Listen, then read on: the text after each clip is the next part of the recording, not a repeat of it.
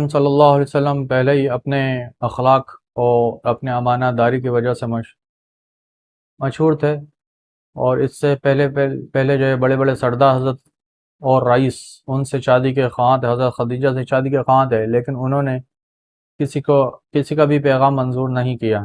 جب انہوں نے اپنے دل کی بات اپنی سہیلی نفیسہ بنت منبع سے کہیں، نفیسہ نے جا کر نبی کریم صلی اللہ علیہ وسلم سے گفت و شنود کی۔ آپ صلی اللہ علیہ وسلم راضی ہو گئے اور اپنے چاچاؤں سے اس معاملے میں بات کی۔ انہوں نے حضرت خدیجہ رضی اللہ تعالیٰ عنہ کے چچا سے بات کی اور شادی کا پیغام دیا۔ اس کے بعد شادی ہو گئی۔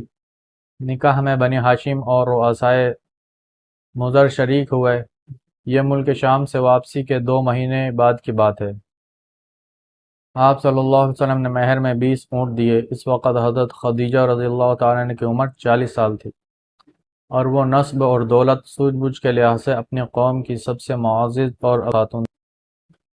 یہ پہلی خاتون تھی جن سے رسول اللہ صلی اللہ علیہ وسلم نے شادی کی، اور ان کی وفات تک کسی دوسری خاتون سے شادی نہیں کی۔ ابراہیم کے علاوہ رسول اللہ صلی اللہ علیہ وسلم کے بقیہ تمام اولاد انہی کے بطن سے تھیں۔ سب سے پہلے قاسم پیدا ہوئے اور انہی کے نام پر آپ کی کنیت ابو القاسم پڑی۔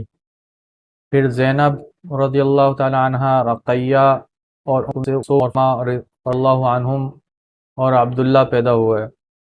عبداللہ کا لقب طیب اور طاہر تھا۔ آپ صلی اللہ علیہ وسلم کے سب بچے بچپن ہی میں انتقال فرمائے، البتہ بچیوں میں سے ہر ایک نے اسلام کا زمانہ پایا، مسلمان ہوئیں اور ہجرت کے شرف سے مشرف ہوئیں، لیکن حضرت فاطمہ رضی اللہ تعالی عنہ کے سوا باقی سب کا انتقال آپ کی زندگی ہی میں ہو گیا۔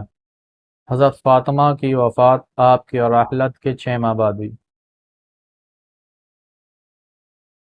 آپ صلی اللہ علیہ وسلم کی عمر جب 35 سال تھی، قریش نے نئے سرے سے خانہ کعبہ کی تعمیر شروع کی۔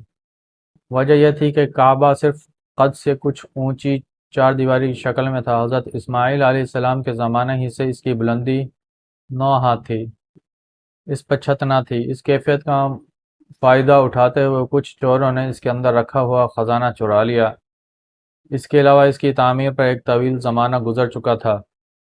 عمارت بہت خستہ حال ہو چکی تھی اور دیواریں پھٹ گئی تھی۔ ادھر 80 سال ایک زوردار سیلاب آیا، جس کے ادھر اسی